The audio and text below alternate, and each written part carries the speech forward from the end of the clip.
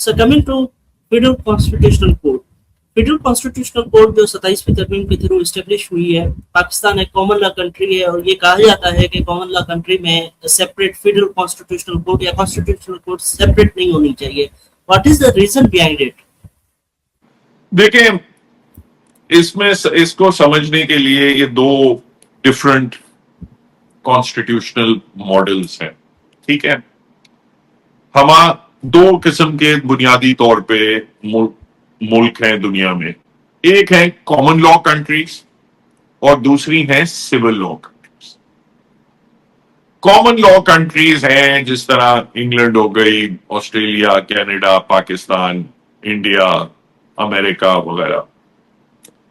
इनमें हमेशा से जो इनकी आम अदालती निजाम में जो अदालतें थी वो इख्तियार हमेशा रखती थी कि वो किसी कानून को आइन के साथ पढ़े और अगर वो कानून आइन से तजावज करता है तो उसको कालादम करे. कॉमन लॉ कंट्रीज में ये सिस्टम पहले से ही मौजूद था. सिविल लॉ कंट्रीज में इस किस्म का कोई वो सेटअप नहीं था. सिविल लॉ सिस्टम्स में जो भी कानून था, चाहे जितना भी भयानक था, अदालत को उसको इन्फोर्स करना पड़ता था. उसके बाद ये 30s 40s वगैरह में सारी यूरोप में ये फाशिस्ट रिजीम्स आई, हिटलर आया, मसोलिनी आया वगैरह. उन्होंने कानून साजी ऐसी की जिसे हम जो ब्लैक लॉज जर्मनी में हिटलर के दौरान, इटली में, दीगर मुल्कों में ऐसे ऐसे काले कवानीन आए कि भाई कानून आ गया कि सारे यहूदियों को मार दो, सारे फला को गैर मुल्की करार दे के उन सब का सर कलम कर दो. ये कवानीन आए और उनकी अदालतों ने कहा भाई कानून में लिखा हुआ है सबको मार दो.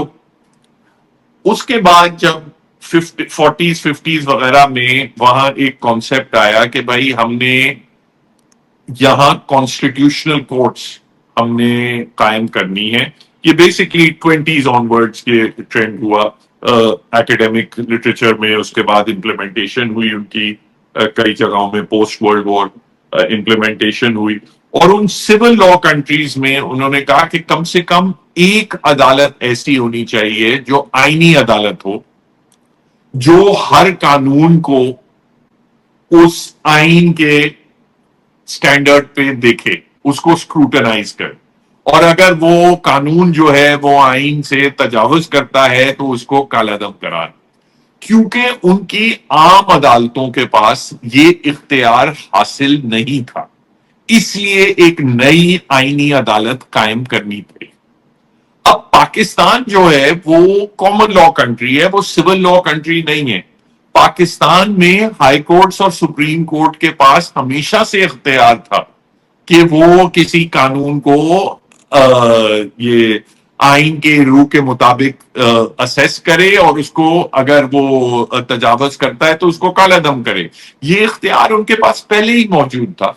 तो इसलिए किसी आईनी अदालत, नई आईनी अदालत की कतन कोई जरूरत नहीं थी. जरूरत एक सियासी जरूरत थी क्योंकि जो हमारी हुक्मरान जमातें हैं और हमारी जो मिलिट्री एस्टेब्लिशमेंट है वो ये समझती थी कि जो मौजूदा सुप्रीम कोर्ट है वो शायद हमारे मुकम्मल तौर पर ताबे नहीं है और इसलिए हम एक नई अदालत बनाएं जिसको हम मुकम्मल तौर पे अपने ताबे करें. तो एक सियासी जरूरत थी, कानूनी या आईनी जरूरत नहीं थी.